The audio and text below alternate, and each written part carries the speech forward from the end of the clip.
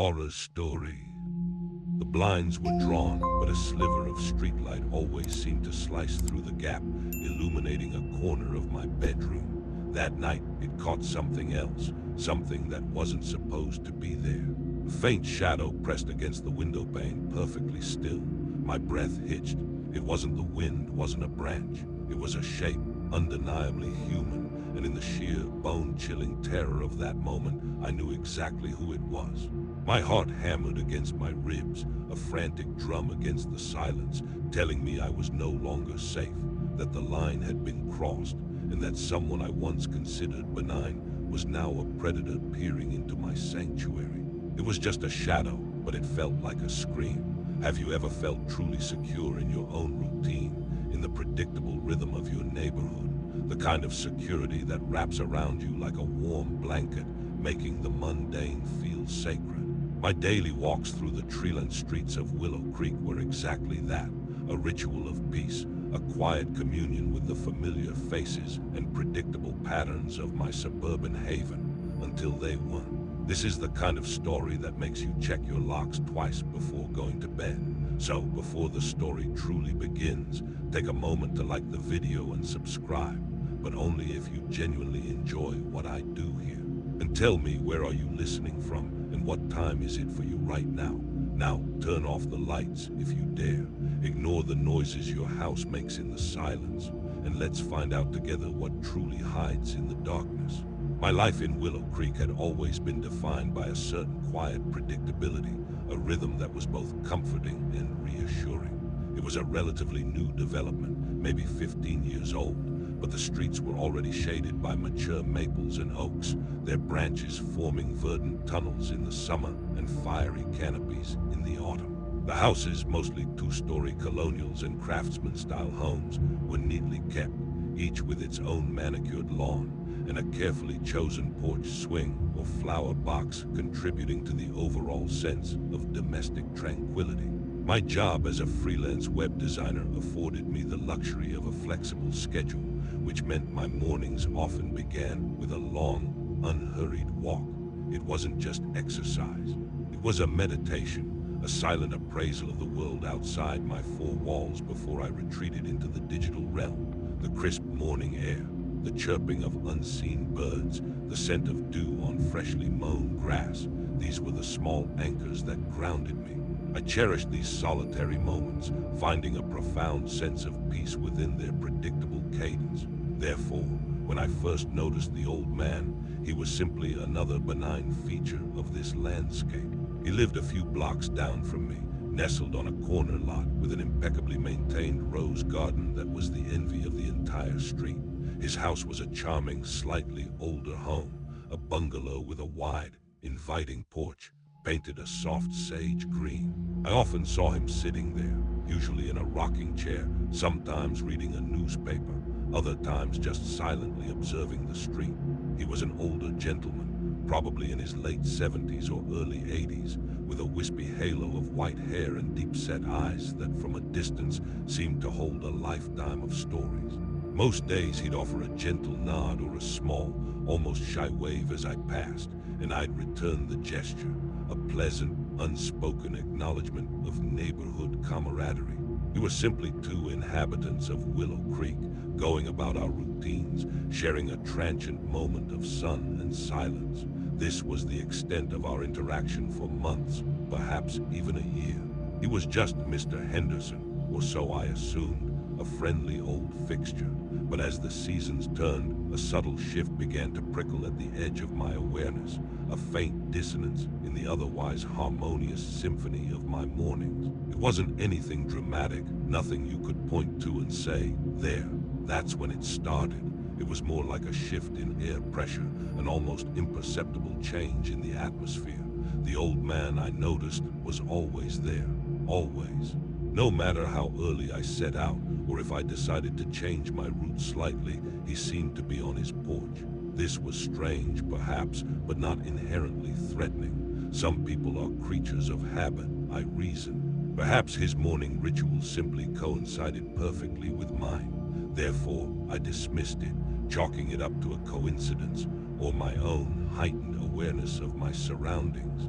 Perhaps I was just becoming more observant of the details of my neighborhood rather than the details themselves changing. However, the subtle shift began to manifest in a slightly more tangible way. His waves started to become less a fleeting, polite gesture and more of a deliberate acknowledgement. His head would turn, his gaze would follow me for a beat longer than necessary as I passed his house. It wasn't overtly creepy, not yet. It was like a shadow stretching just a little too far, elongating in a way that defied the angle of the sun. There was a stillness to him as he watched, a lack of fidgeting or distraction that started to feel intense. I'd feel his eyes on my back until I turned the corner, a sensation I'd never experienced before with him. It made the small hairs on my neck stand up, but I'd quickly shake it off, attributing it to my imagination. He's just an old man, I'd tell myself. He probably doesn't get much excitement. He's simply watching the world go by. This was my element of ambiguity, my internal debate, where I questioned whether I was projecting something sinister onto an innocent situation. The neighborhood itself, while peaceful, also had its share of subtle social cues that one learned to navigate. For example, the community park at the center of Willow Creek, which I passed daily, had a sign detailing the leash laws and park hours, a small but important detail that reminded residents of shared responsibilities. Most people kept to themselves, exchanging pleasantries but rarely delving deeper. This quiet respect for personal space was a bedrock of our community. Therefore, the old man's increasing focus on me felt like a gentle violation of this unspoken code, though I couldn't articulate why. It wasn't what he did, but how it felt. My routine, once a source of comfort, began to feel slightly observed. One morning, as I approached his house, he actually spoke. "Morning," he rasped, his voice surprisingly deep for a man of his age, like gravel shifting. I stopped, a little surprised, and offered a polite "good morning to you too." He smiled, a slow, almost melancholic smile that didn't quite reach his eyes. "You're out early today," he observed, not as a question, but as a statement of fact, as if he kept a mental log of my habits. "Just enjoying the quiet," I replied, feeling a strange need to justify my presence. He nodded, but his eyes never left mine, not even for a flicker. It was an uncomfortable intensity, like being held under an invisible microscope. I quickly made my excuses. "Well, have a good day," and hurried on, my pace quickening almost imperceptibly. The conversation, brief as it was, left an unsettling residue. It had felt less like a friendly chat and more like an assessment. The incident stuck with me throughout the day. I found myself replaying his words, his tone, the unblinking intensity of his gaze. What was at stake here? My routine, my comfortable bubble of anonymity, was being slowly eroded. What started as simple observation had now escalated to direct, albeit brief, interaction. The innocence of our previous silent exchanges was shattered. This wasn't just an old man sitting on his porch anymore. He was now an active participant in my morning, and that participation felt unnerving. I tried to push it from my mind, immersing myself in work, but every so often, the image of his eyes, dark and unwavering, would drift back, carrying with it a faint but persistent chill. I couldn't quite place the feeling, but it was a quiet, insidious unease, like the first faint tremor before a significant shift. My walks, once a sanctuary, now carried with them the whisper of an unknown expectation, a silent query hanging in the air. What would he do next? Or, more terrifyingly, what would he say? The incident of the direct greeting and his observation about my early start time became a turning point, though I certainly didn't recognize it as such immediately. Instead, I tried to rationalize it away, convincing myself that I was being overly sensitive, a typical city dweller transplanted to the suburbs, unaccustomed to the genuine, albeit sometimes awkward, friendliness of smaller communities. Therefore, I made a conscious effort to ignore the burgeoning discomfort, to reset my perception. I told myself that the old man was merely being neighborly, and I, in my self-imposed solitude, was simply out of practice with such exchanges. This internal monologue was my initial futile solution to the emerging problem, a way to reassert normalcy where it was subtly beginning to fray. But the subtle shifts continued, relentless and insidious, like water slowly eroding stone. My usual walking route took me past a small, locally owned coffee shop, the Daily Grind, where I'd occasionally stop for a latte. It was a charming place, known for its strong brew and the aroma of roasted beans that always spilled out onto the sidewalk. This coffee shop was a well-known landmark, a grounding detail in our community, where conversations often revolved around local school news or upcoming town events. One particular morning, as I approached the Daily Grind, I saw the old man, who I still mentally referred to as Mr. Henderson, sitting at a small outdoor table. This was unusual. I had never seen him there before, not in all the months I'd been walking this route. He wasn't drinking coffee, he was just sitting, his hands folded on the table, watching the street.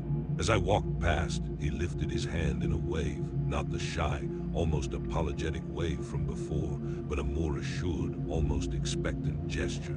My stomach tightened. "Morning again," he said, his voice carrying clearly in the quiet morning air. "Fancy meeting you here." The words were innocuous enough, but the delivery held an undertone that felt less like surprise and more like a statement of intent. The implication was that he hadn't just happened to be there. I felt a chill despite the warmth of the rising sun. Therefore, I offered a quick, strained smile and kept walking, unable to bring myself to stop and engage. The thought that he might have been waiting, or that he had somehow managed to predict my deviation from my usual no-stop walk, sent a shiver down my spine. What was at stake now? My sense of freedom to choose my own path, my own destinations, without feeling observed. The following week, the appearances became more frequent, more deliberate. I'd pass his house, and he'd be there. I'd take an alternate route down Elm Street, a winding road with older, more ornate houses, and as I rounded a corner near the old oak tree, there he would be, tending to a patch of flowers, or simply standing at the edge of someone else's property, looking out. This was a significant departure from his previous behavior. He was no longer confined to his own porch. He was branching out, and his presence felt less coincidental and more planned. Each sighting felt less like a chance encounter and more like a carefully timed convergence. It introduced an element of ambiguity. Was I simply noticing him more now, or had his patterns genuinely changed? My internal dialogue swung between rational explanation and growing dread. One particular afternoon, I decided to take an unscheduled walk, something I rarely did. I wanted to shake off a creative block and thought the fresh air might help. It was around 3 p.m., an hour when the neighborhood was usually quiet, with kids still at school and most adults at work. I took a path I hadn't used in months, one that looped around the back of the community playground and through a small, undeveloped wooded area bordering the golf course. It was a secluded path, overgrown in parts, and I felt a sense of adventurous solitude.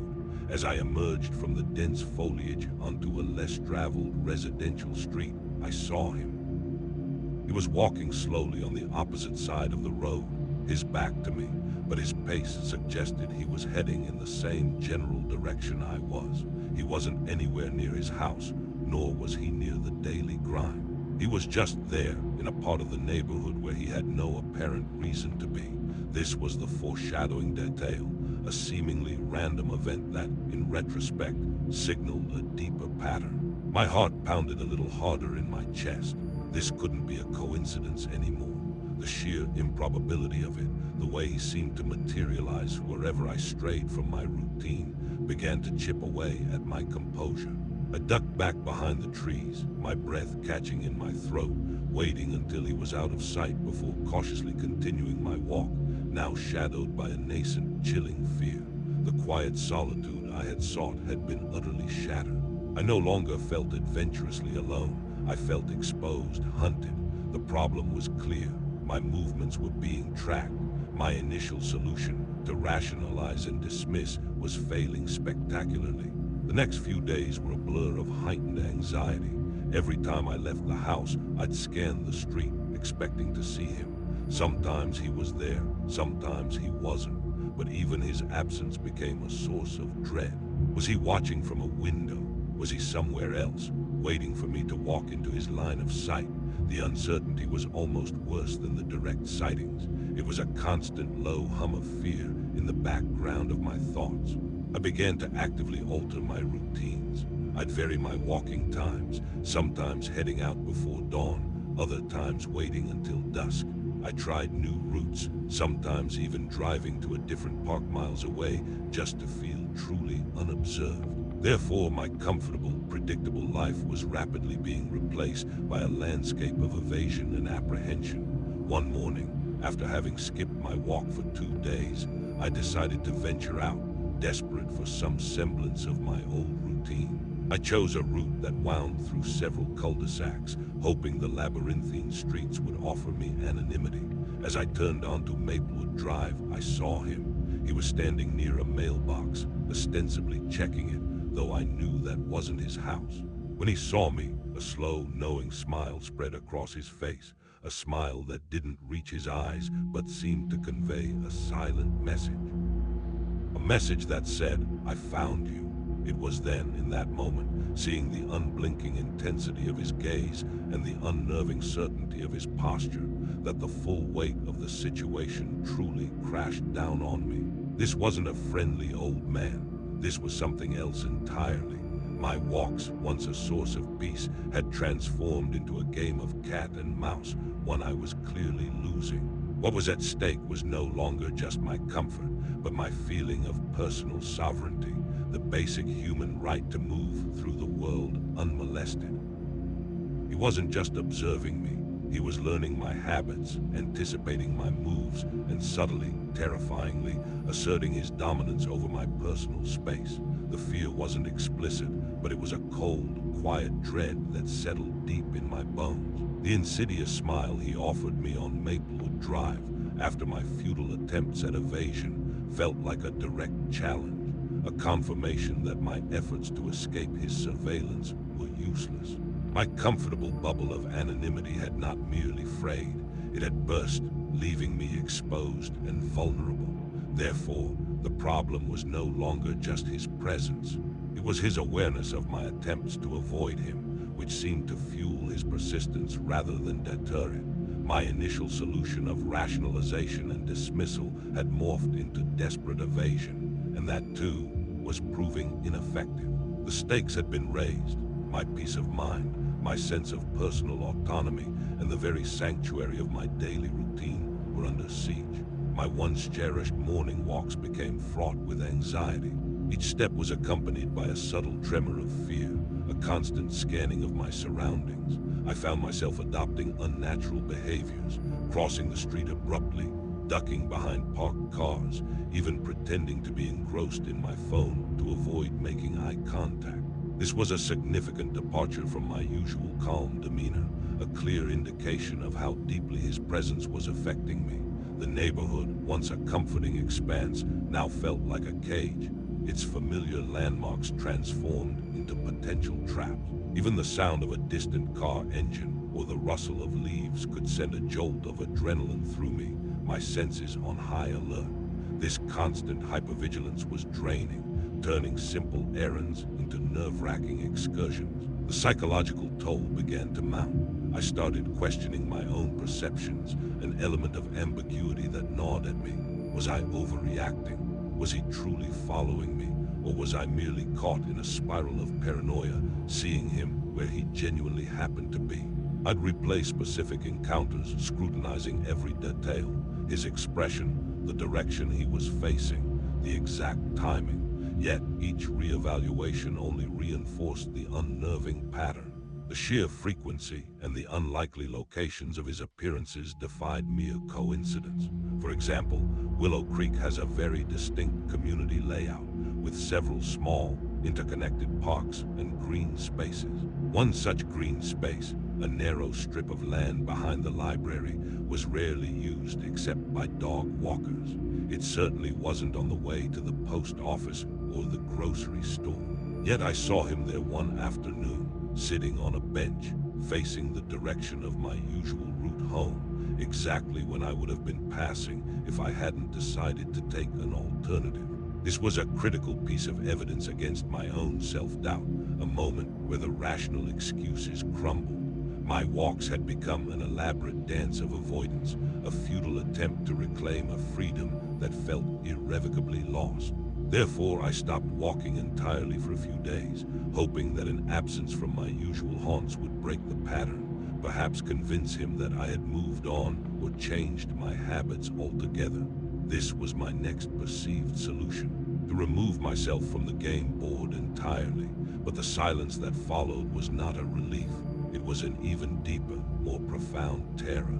The absence of his appearance didn't bring peace, but rather a crushing weight of expectation. Where was he? Was he still watching? From where? My windows, which once offered views of a peaceful street, now felt like thin barriers against an unseen gaze. I caught myself peeking through the blinds, my heart hammering, straining to catch a glimpse, a sign, anything that would confirm or deny his presence. This constant uncertainty was far more debilitating than the direct sightings. It was the lack of anything concrete, the knowledge that he was out there somewhere, and I didn't know where, that truly broke my composure. Then came the phone call. It was a Saturday morning early, around 7:30 a.m. My landline, a relic I kept mostly for internet service, rang. I rarely got calls on it, save for telemarketers. I picked it up, expecting the usual automated spiel.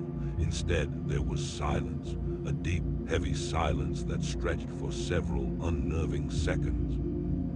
Then a gentle clearing of a throat, followed by a soft, almost imperceptible sigh. No words, just the sound of someone breathing very deliberately into the phone. Before I could say anything, before I could even process what was happening, the line disconnected. My hand trembled as I placed the receiver back in its cradle. It was a cold, calculated move, designed not to convey a message, but to instill terror. It wasn't a wrong number. The silence, the breath, the single sigh, it was too deliberate, too personal. I immediately checked the caller ID, unknown number. My heart pounded a frantic rhythm against my ribs. This was a trespass, an incursion into my home, my private space, in a way that his street appearances never quite were. This was a foreshadowing detail that expanded the nature of his surveillance. It wasn't just about my physical movements anymore. It was about my boundaries, my sense of security being utterly obliterated. I walked through my house, checking every window, every door, every lock. The mundane objects of my home suddenly felt fragile, inadequate. I imagined his eyes, behind the phone, behind my walls, somewhere beyond my sight but disturbingly close. The experience of the phone call left a lasting scar. It was the moment the fear transcended the physical and lodged itself deep in my psyche. It was no longer just about avoiding an uncomfortable encounter.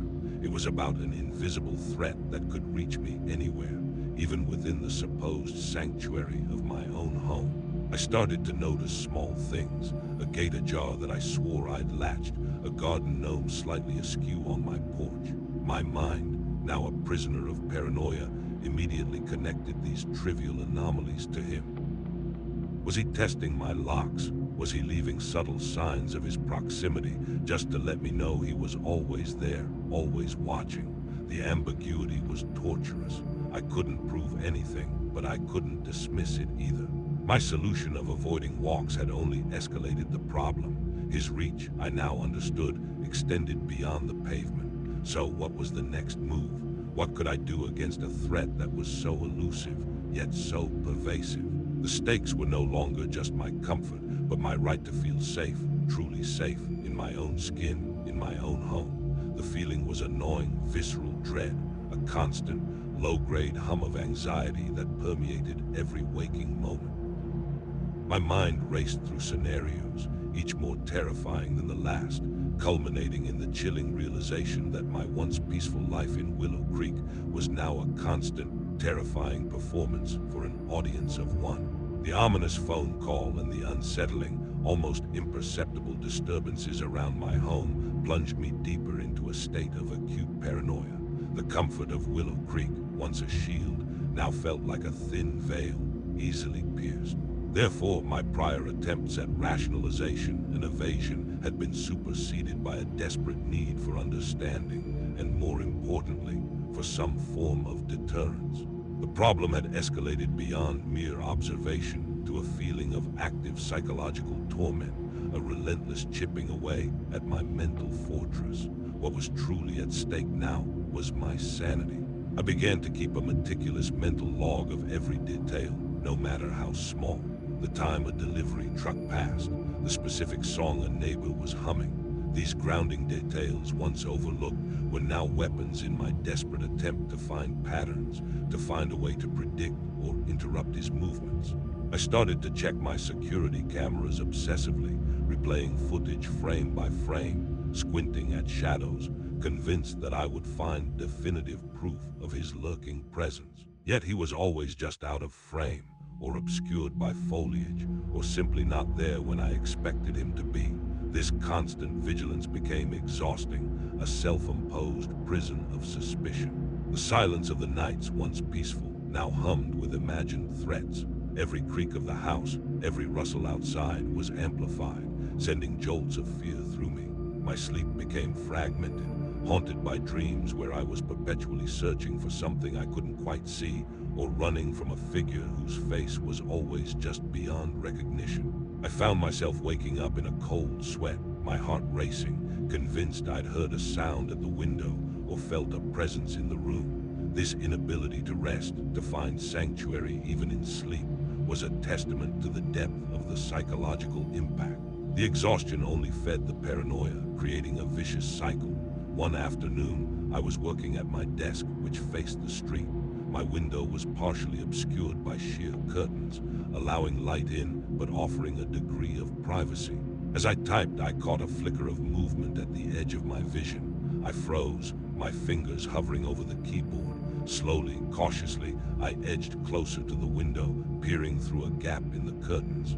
There he was, standing directly across the street on the sidewalk, ostensibly looking at the flowers in a neighbor's garden, but his head was slightly tilted, his body angled, and his gaze, I knew with a terrifying certainty, was locked onto my house, onto my window.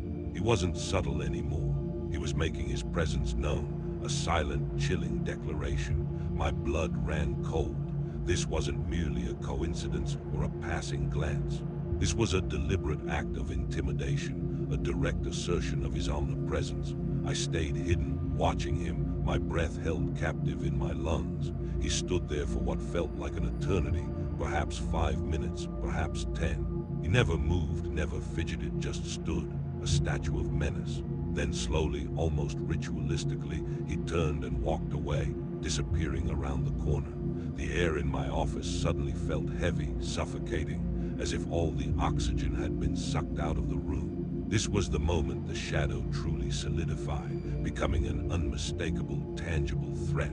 Therefore, the problem was no longer just the following, but the psychological warfare he was waging. He was demonstrating that he knew where I lived, that he could be there at any time, that my home offered no true refuge.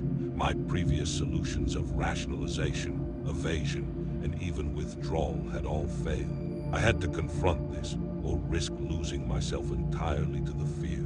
This was the terrifying clarity I needed, shattering any remaining ambiguity about his intentions. He wasn't just a friendly old man. He was a silent aggressor. The immediate consequence was a complete overhaul of my home security. I reinforced all my locks, added a deadbolt to the back door, and even installed an extra security bar on my sliding patio door. I purchased motion sensor lights for the front and back yards. I bought heavy, blackout curtains to replace the shears, determined to reclaim my privacy. The financial cost was significant, but the peace of mind, however fleeting, was invaluable. What was at stake now was not just my immediate safety, but my fundamental right to feel secure in my own domain. A right that had been brutally stripped away. But even with these new precautions, the sense of being watched never truly dissipated. It felt as though his eyes were still on me, even through reinforced steel and heavy fabric.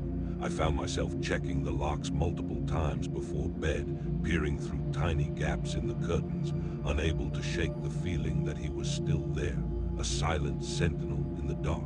This constant vigilance was exhausting, turning my home into a fortress and me into its anxious guardian. The quiet life I had once cherished was replaced by a continuous hum of low-grade fear. The foreshadowing detail that haunted me most during this period was a seemingly innocent interaction I remembered from months ago, before any of this truly began. I'd been working in my front yard, pruning some rose bushes, and he had been walking by. He paused, admired the roses, and then, almost as an afterthought, asked, "Do you live alone, dear?" I had, without thinking, replied, "Yes, just me and my cat." At the time, it felt like a perfectly normal question, a neighborly curiosity. Now it replayed in my mind like a sinister prophecy, his casual tone masking a predatory intent. He wasn't just observing me, he was gathering intelligence, building a profile, learning my vulnerabilities. The knowledge that I had unwittingly provided him with critical information fueled a fresh wave of self-recrimination and fear. It amplified the psychological horror of the situation. He wasn't some random aggressor. He was someone who had calculated, observed, and then made his move. The problem was deeply personal and deeply unsettling. There was no easy solution to this kind of psychological invasion. The stakes were no longer just my physical safety, but the very integrity of my sense of self, my peace, my autonomy. The quiet dread transformed into a cold, persistent anger, mixed with a paralyzing fear of what his ultimate goal might be. His silent observation had become a suffocating presence, a constant pressure on my chest that made it hard to breathe freely. The chilling realization that I had unwittingly provided him with information about my living situation, coupled with his deliberate acts of surveillance, pushed me to the edge.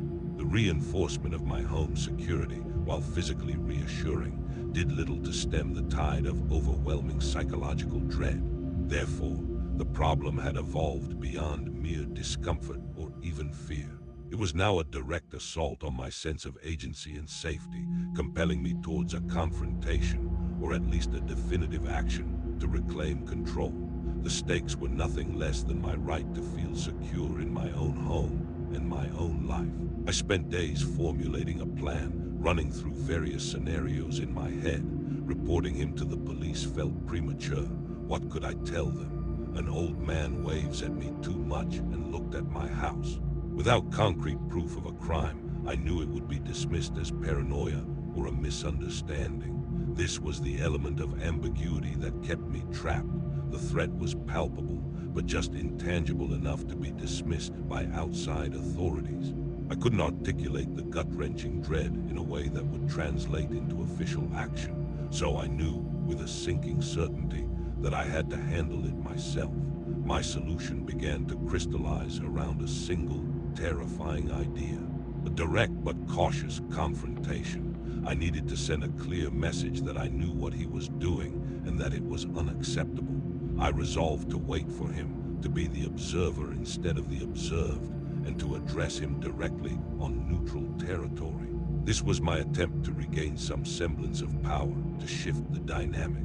The risk was immense. I had no idea how he would react, but the alternative, a life lived in perpetual fear within my own home, was no longer tolerable. The day I decided to confront him was overcast and humid, the air thick and heavy, mirroring the tension in my chest. I chose a time when I knew he was usually out, tending his roses or walking his own street. I walked past his house, deliberately slowing down, projecting an air of casual intent. He wasn't on his porch. Therefore, I continued my walk, rounding the block, mentally rehearsing what I would say. My heart hammered against my ribs, a frantic drumbeat against the unsettling quiet of the street. I felt a knot of dread tightening in my stomach. This was a grounding detail that helped anchor the situation in reality, even amidst the swirling psychological turmoil. The suburban setting, designed for comfort, was now the stage for a private drama of terror. As I approached his house again, I saw him emerging from his meticulously kept rose garden, a pair of gardening shears in his hand. He looked up and his gaze immediately locked onto mine. There was no surprise in his eyes, only that unnerving, quiet intensity. It was as if he had been expecting me, or perhaps had been waiting for my move. This was the moment. My legs felt like lead, but I forced myself to keep walking directly towards him, stopping a respectful but firm distance away, just outside his picket fence. "Good morning, Mr. Henderson," I said, my voice surprisingly steady, despite the tremor in my hands. I tried to project confidence, calm, and an unshakable resolve. "We need to talk." He tilted his head slightly, a faint, almost imperceptible smile playing on his lips. His eyes, though, remained unreadable, like dark pools reflecting nothing. "Oh," he rasped, his voice still gravelly. "About what, dear?" The word dear felt like an invasion, a false familiarity that made my skin crawl. What was at stake now was my ability to stand firm, to not crumble under his unnerving gaze. "About your observations," I continued, choosing my words carefully, trying to avoid any direct accusations that he could easily deny, "and your calls, and your presence around my house." I watched his face for any flicker of emotion, any sign of guilt or surprise, but there was nothing. He simply watched me, his expression impassive. The gardening shears he still held glimmered faintly in the diffused light. This was a foreshadowing detail. The mundane object in his hand, a tool for nurturing life, now felt like a latent threat, a reminder of what he was capable of doing if he chose to stop being subtle. He took a slow, deliberate step forward, just one, but it felt like he had crossed a vast distance. "I don't know what you're talking about," he said, his voice flat, devoid of any genuine confusion or offense. It was a practiced denial, delivered with chilling conviction. My stomach clenched. He wasn't going to admit to anything. He wasn't going to be rattled. This was the element of ambiguity that made it so terrifying. His outward calm, his unwavering denial, made me question once more if I was truly seeing what I thought I was seeing, or if I was losing my mind. "I think you do," I countered, forcing strength into my voice. "I've seen you. I know you've been watching my house, and I know you called me." My voice wavered a little on that last sentence, betraying a hint of the raw fear I felt. His smile widened then, just barely, but it was enough. It was a cold, knowing smile that chilled me to the bone, a predatory glint in his deep-set eyes. He didn't speak. He just held my gaze, his silence more terrifying than any verbal threat. It was a silent, terrifying confrontation, a battle of wills where my fear was a tangible weapon against me. What was at stake was not just my physical safety, but my internal resolve, my ability to stand firm against this quiet, insidious threat. I felt a profound, primal fear take hold, a cold knot in my stomach that spread like ice through my veins. The unspoken message in his eyes, in his silence, was clearer than any words could have been. "I know where you live. I know you live alone, and there's nothing you can do about it." The shears in his hand seemed to pulse with an unspoken threat. The air grew heavy, thick with unspoken menace. I realized, in that terrifying moment, that I had overplayed my hand. My attempt at control had only confirmed his power, solidifying the terrifying truth that he was fully aware, fully in command, and utterly unfazed by my fear. My solution had only exacerbated the problem. The silent, unwavering gaze of the old man, his chilling smile, and the subtle glint of his gardening shears during our brief, terrifying confrontation solidified one undeniable truth. He was not merely observing, he was asserting control. My attempt to reclaim agency had only served to confirm his power, leaving me more exposed and vulnerable than before. Therefore, the problem was no longer just his presence, but the profound psychological impact of his knowing, calculated predatory game. The stakes were no longer just my comfort or safety, but the very fabric of my mental well-being and my ability to live a normal life. I retreated from the confrontation, my carefully constructed facade of bravery crumbling into dust. The walk back to my house was a blur of heightened senses and primal fear. Every rustle of leaves, every distant dog bark sent a jolt of adrenaline through me. I didn't dare look back, convinced his eyes were still on me, a silent judgment following my hasty retreat. Once inside, I locked every door, double-checked every window, and then stood in the center of my living room, trembling, feeling utterly violated and defeated. My home, once a sanctuary, now felt like a glass cage, its transparency amplified by the knowledge that he knew I was inside, knew I was alone, and knew I was terrified. The days that followed were a living nightmare. My routine, once a source of comfort, was now a constant reminder of my vulnerability. I no longer dared to take walks, fearing what I might encounter. Even going to the grocery store or running errands became an ordeal, a desperate game of glancing over my shoulder, scanning every corner, convinced I would see his familiar, unsettling figure. The world outside my home became a hostile territory, populated by potential threats, all filtered through the lens of my paranoia. This was a profound, lasting consequence of his actions, a psychological scar that began to define my existence. My sleep continued to be elusive, haunted by vivid, disturbing dreams where doors wouldn't lock or shadows stretched into monstrous figures. I found myself obsessively checking my security cameras, even though I rarely saw anything definitive. The lack of concrete evidence, his uncanny ability to remain just out of sight when recorded, only deepened the sense of unreality and made me question my own sanity. This element of ambiguity became a constant torment. Was he a master of evasion, or was my mind simply crafting terrors where none existed? What kind of monster operated within the bounds of legality, yet wielded such devastating psychological power? I started to change everything. My work hours, my grocery store, my errands, all were altered in a desperate, frantic attempt to become unpredictable, to disappear into the vastness of the anonymous. I avoided the streets near his house entirely, even if it meant taking significantly longer routes. The once familiar streets of Willow Creek transformed into a labyrinth of potential traps, each turn a gamble, each glimpse of a passing car, a possible sighting. My life became a constant exercise in evasion, a continuous draining performance for an unseen audience. The true horror, I realized, wasn't just the fact that he followed me, but the systematic dismantling of my sense of security, my autonomy, my very ability to exist in peace. He had stolen my peace, replaced it with an omnipresent fear that clung to me like a second skin. It was a terror that burrowed deep, affecting every aspect of my life. I couldn't relax, couldn't truly enjoy anything. The simple act of stepping outside became an act of bravery, fraught with the silent expectation of his presence. Months turned into a year. His direct appearances became less frequent. I wouldn't see him on the street for weeks, sometimes even a month. But his absence was not a relief. It was a new, more insidious form of torture. It meant he was still out there, somewhere, watching, but now with an even greater level of stealth. The silence was louder than any confrontation. It was the terrifying knowledge that he was still engaged in his game, but now with a heightened skill that made him truly invisible.